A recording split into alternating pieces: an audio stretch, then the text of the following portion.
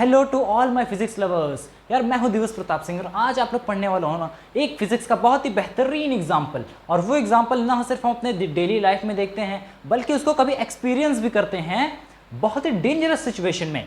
तो यार आज हम लोग जिस टॉपिक के बारे में बात करेंगे वो है अपना डेथ वेल के बारे में।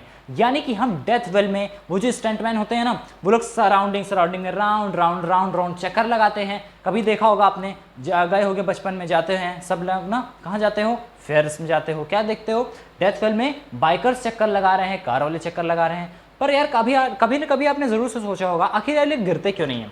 देखो आपने जरूर ना सोचा हो पर मैंने तो सोचा था। जब मैं बचपन में देखता था ना तो मुझे एक सेंस ऑफ मैजिक की फीलिंग आती थी कि आखिर यार ऐसा क्या हो रहा है कि ये लोग राउंड एंड राउंड चक्कर लगा ले रहे हैं और वो भी सीधा दीवार पे, और वो भी गिर नहीं रहे हैं। उस चीज को समझाती है बहुत ही अच्छे तरीके से अपनी ये प्यारी सी यार फिजिक्स। अगर फिजिक्स को अपने दिल में बसा के रखोगे तो आपको हर जगह बचाएगी। और इसी का जीता जागता एग्जांपल है स्टंटमैन। स्टंटमैन ने क्या किया, फिजिक्स को अपने दिल और दिमाग में फिट कर लिया। उससे क्या हुआ, उसने सेंट्रीफ्यूगल का बहुत ही बेहतरीन यूज किया अपने आप को बचाने के लिए। ठीक है, तो यार आज हम लोग उसी के बारे में बात करेंगे कि आखिर डेथ वेल में वो लोग गिरते क्यों नहीं है। ठीक है, चलो स्टार्ट करते हैं अपने इस बेहतरीन से कॉन्सेप्ट को। ओके, तो हम लोग स्टार्ट करने के लिए ना अपना एक प्यारा सा डेथ वेल बनाते हैं जैसा आप लोग बचपन में देखते थे। चलो, क्या कुछ इस तरीके का डेथ वेल होता है कि नहीं, ये देखो, बोलो हाँ, समझ में आया कैसा होता है ये डेथ वेल। यहाँ आपकी क्या रहती है, फ्लोर यानी जमीन रहती है।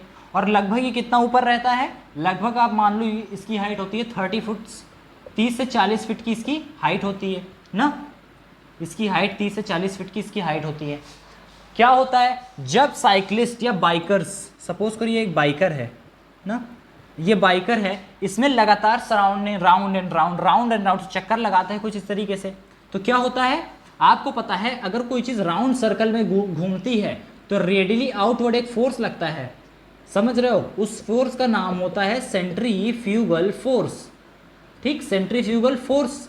यानी कि अगर आप किसी सर्कुलर मोशन की बात करते हो तो सर्कुलर मोशन में जो लास्ट में यानी कि रेडियली आउटवर्ड जो फोर्स लगाता है उसका नाम होता है सेंट्रीफ्यूगल।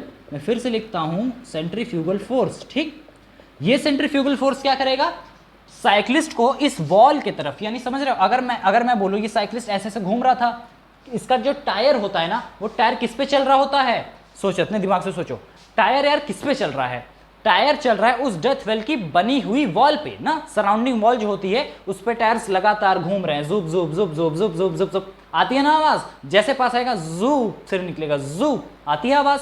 तो यानी कि वो जो चक्के हैं वो किस पे घूम रहे थे, अपने डेथ वेल के वो जो फट्टे नहीं लगे रहते साइड साइड में उस पे चलते हैं। उससे क्या होता है कि इस डायरेक्शन में, क्योंकि ये इस तरीके से सर्कल मार रहे हैं तो रेडियली आउटवर्ड इस डायरेक्शन में क्या लग रहा होगा, देखो यार यही तो लग रहा है ना, सेंट्रीफ्यूगल फोर्स। ठीक, सेंट्रीफ्यूगल फोर्स किस तरफ लग रहा है, इस तरफ। अच्छा, मैं बोलता हूं अगर सेंट्रीफ्यूगल फोर्स इस तरफ लगेगा तो आपको पता है कि सेंट्रीफ्यूगल फोर्स अगर इस तरफ लग रहा है तो क्या पैदा होगा, यहाँ पे नॉर्मल बढ़ेगा ना। नॉर्मल क्या होता है आपको अगर पता नहीं पता तो ये देख लो।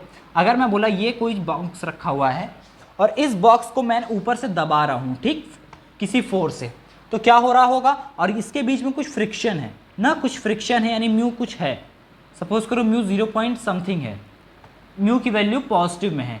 ठीक, पॉजिटिव है म्यू की वैल्यू।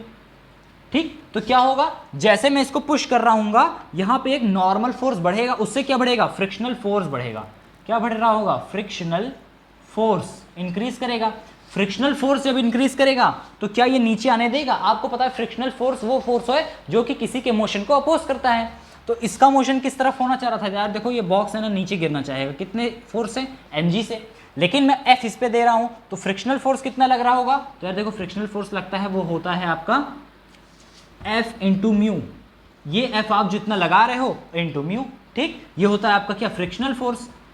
ठीक, और ये किस तरफ लग रहा है, ये यार देखो लगता है ना ऊपर की तरफ। ठीक, यानी अपोजिट टू द मोशन। तो क्या हो रहा है इसी केस में, जैसा मान लेते हैं एक चक्का था जो कि चल रहा है अपने साइड वॉल्स में, देखो साइड वॉल है और ये चक्के का एक पार्ट है, तो इस तरफ क्या लग रहा था, एक फोर्स, ये वाला जो फोर्स है ना यही सेंट्रीफ्यूगल फोर्स है जो इसको लगा रहा है, सेंट्रीफ्यूगल फोर्स।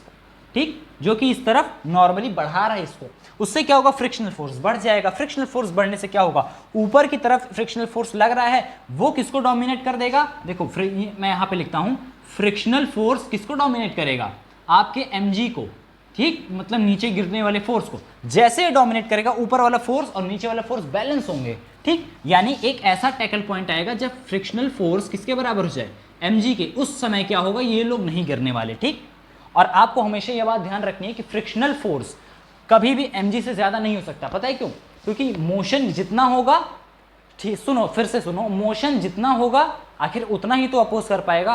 ऐसा तो नहीं है ना कि सपोज करो मैं जितना आपके मेरा कितना अपोज कर सकते हो। अगर मैं बोलूं मैं 30 न्यूटन से आपको ढकेलूं तो आप मेरा कितना अपोज करोगे अपने आप को रोकने के लिए? समझना, अपने आप को रोकने के लिए मेरे पे कितना अपोज कर सकते हो भाई? 30 का करोगे, उससे ज्यादा करोगे तो आप मेरे को ढकेल लोगे। लेकिन मैं बोल रहा हूं कंडीशन, आप मेरे को ढकेल नहीं सकते, आप सिर्फ अपने आप को रोकना है। तो मैं अगर आपको 30 न्यूटन से ढकेल रहा हूं तो आप मुझे रोकने के लिए कितना तक लगा सकते हो? 30।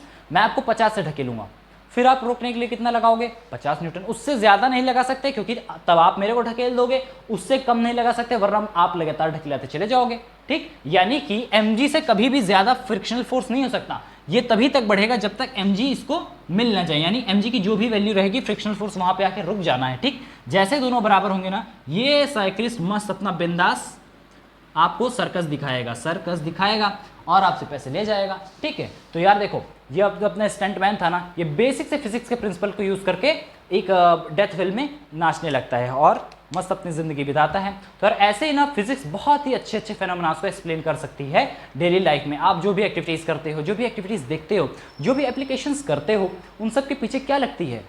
बहुत ही बेहतरीन फिजिक्स लगती है। ठीक है, चलो, आई होप आपको इस कॉन्सेप्ट को बहुत ही अच्छे से समझ में आया होगा। जो फिजिक्स के लेवल से उनको भी, और जो लोग फिजिक्स के सब्जेक्ट से नहीं जुड़े हैं यार, उनको भी बिल्कुल समझ में आ गया होगा। तो यार आज इस कॉन्सेप्ट को बहुत ही बेहतरीन तरीके से करते हैं ख़त्म। मिलते हैं एक नेक्स्ट वीडियो में फिर से किसी बहुत ही मस्त कंटेंट के साथ। तब तक के लिए अपना ध्यान रखना, फिर मिलते हैं, चलते हैं, good bye and very very thank you to all of you.